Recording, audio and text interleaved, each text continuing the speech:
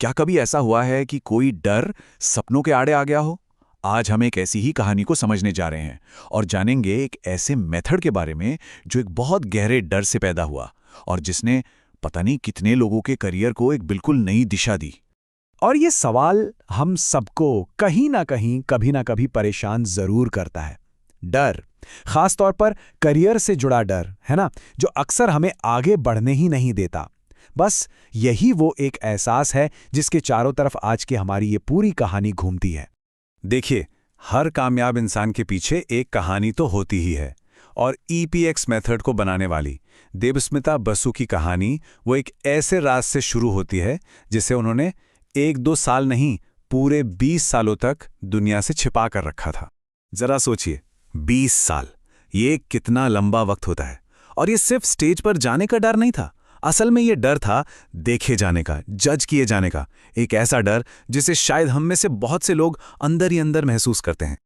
मतलब बाहर से अगर कोई देखे तो सब कुछ एकदम परफेक्ट था, अवार्ड्स मिल रहे थे, सम्मान मिल रहा था, लेकिन अंदर से एक खालीपन था।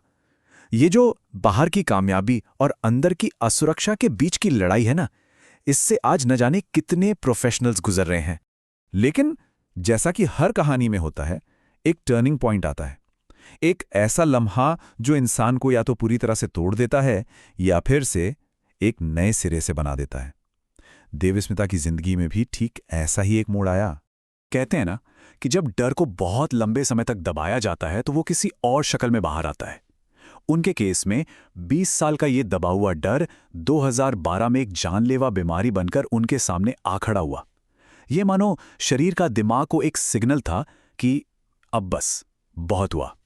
और ऐसे मुश्किल वक्त में ना, अपना मन ही सबसे बड़ा दुश्मन बन जाता है। एक आवाज उनके अंदर लगातार गूंजने लगी, तुम यहां के लायक नहीं हो। और इस एक झूठ ने उन्हें अकेलेपन के और भी गहरे अंधेरे में धकेल दिया। तो इस अंधेरे से बाहर निकलने का रास्ता किसी मेथड या किसी तकनीक में नहीं था, बल्कि हिम्मत के एक छोटे से पल में छिपा था। वो पल जब उन्होंने आखिरकार अपने मेंटोर राहुल जॉर्ज के सामने अपना दिल खोल कर रख दिया। और बस यहीं से उनके एक नए जन्म का सफर शुरू हुआ। जगह थी आई हाइप्नोसिस लाइफ ट्रांसफॉर्मेशंस रिट्रीट। एक ऐसी जगह जहां उन्हें अपने सबसे बड़े डर का सामना करना था और उसे एक ब्लेसिंग में, एक आशीर्वाद में बदलना था। उस दिन स्टेज पर उन्होंने जो गाया ना, वो सिर्फ एक गाना नहीं था, वो उनके दिल की आवाज थी। ये जो लाइनें हैं, ये उस बेचैनी को दिखाती हैं जब इंसान को पता नहीं होता कि आगे क्या होगा और वो सब कुछ बस किस्मत पर छोड़ देता है। और फिर आया वो magical chorus, all is well. ये सिर्फ एक लाइन नहीं थी बॉस, ये एक ऐलान था। डर को पीछे छोड़कर भरोसे की तरफ एक बहुत बड़ा कदम, एक नई, एकदम नई शुरुआत का ऐलान।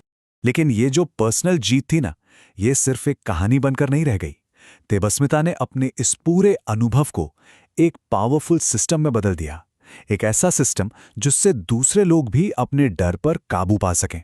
और बस यहीं से जन्म हुआ ईपीएक्स मेथड का।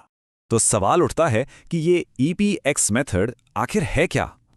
इसका पूरा नाम है इवॉल्व, प्रोडक्टिविटी और एक्सीलेंस। सीधे शब्दों में कहें तो ये एक ऐसा तरीका है जो हमें बेहतर तरीके से कम्युनिकेट करने, कॉन्फिडेंस के साथ अपनी बात रखने और अपने काम में एक्सीलेंस यानी महारत हासिल करने में मदद करता है। ये मेथड असल में 3 बहुत पावरफुल टेक्निक्स को एक साथ लाता है। पहला है हिप्नोसिस।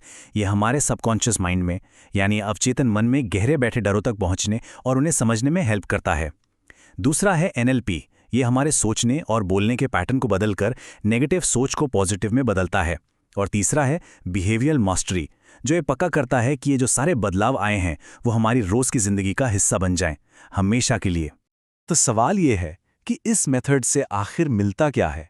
जरा सोचकर देखिए। बिना किसी झिझक के एकदम क्लियर तरीके से अपनी बात कह पाना, पूरे कॉन्फिडेंस के साथ नेगोशिएट करना और सबसे जरूरी अपनी असली कीमत को समझते हुए जिंदगी में आगे बढ़ना, बस यही इस मेथड का असल मकसद है।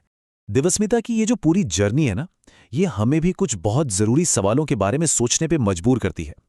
ये एक तरह का इन्विटेशन है अपने अंदर झांकने का और उन रुकावटों को पहचानने का जो हमारी ग्रोथ के रास्ते में आ रही हैं।